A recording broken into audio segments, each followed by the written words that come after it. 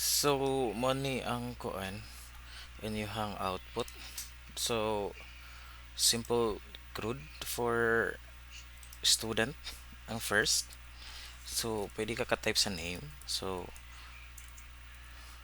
first name niya, last name kana.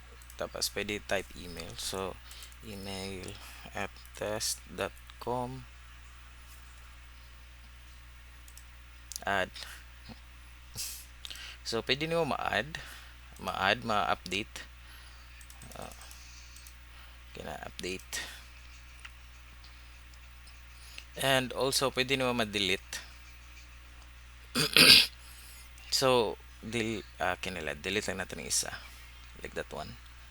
And, if i-click ni mo ni siya dito dapat nga area kay dapat mo open na siya dito sa scores dapat.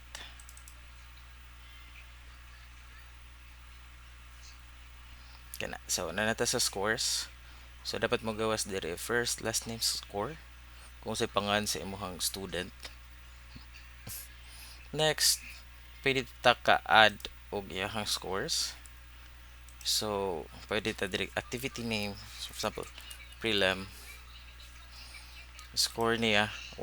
By default, ang score is gi-compute na siya to 100%. So, for example, 65% yung score. So, pwede po ka-pick og major exam or activity. But right now, major exam lang siya.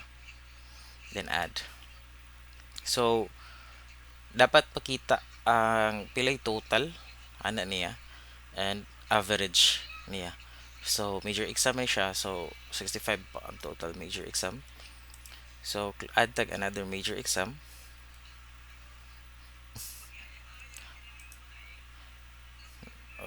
Dara. Okay. Nilag. So, add na po tag midterms. Midterm. Exam. Then, dako na iyang score. So, pwede tayo magbutan rin ng 80. Then, major exam also. And, mo usab ang total sa itong major exam. Then, average niya is 72. Also, this goes to the activities. So, add the activity name. So, circuits. So, add na to. By default, 100% yapon ang basta activity siya. So, given lang 80% yung na-score ana. Then, activity.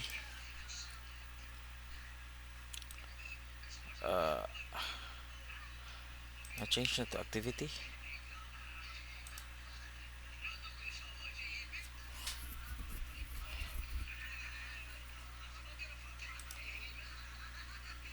Dara, activity. Wala ra ma-update ang UI ni ano.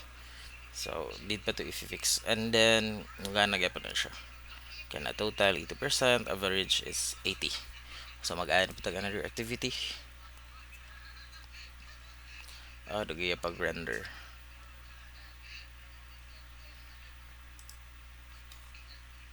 So, activity name.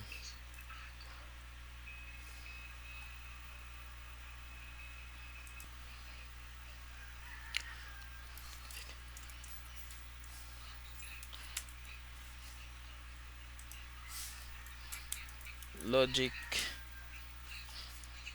Clear ta. Logic gates. Ang score na yan dire is nasa 90. Then, activity. Then, add.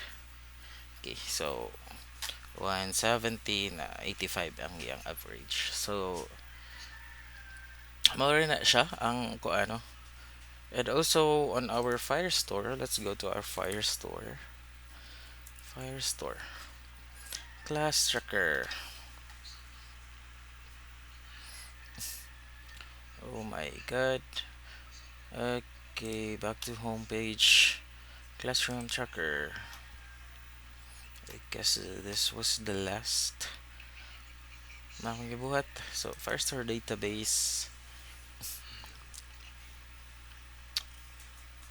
So, I will also check sa inyo Firestore database, no? If that's yours also. So, dapat ingani ang mogawas. Ini-click sa students na dire ang document for the student.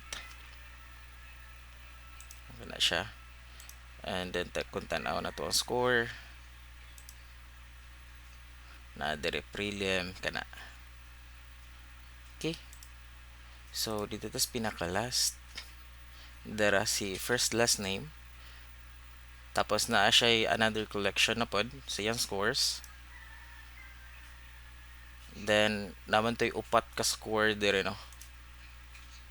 Uh, Shucks, nawala na siya. So, natay upat ka score siya. So, makita to na to also pod dire. Katong na ang midterm, major exam siya. Kana activity, as ito activity, dara activity. Kana. Okay. So, i-check pa na ko na siya. So, mura na inyong hangguan output for the two subjects. Thanks, guys.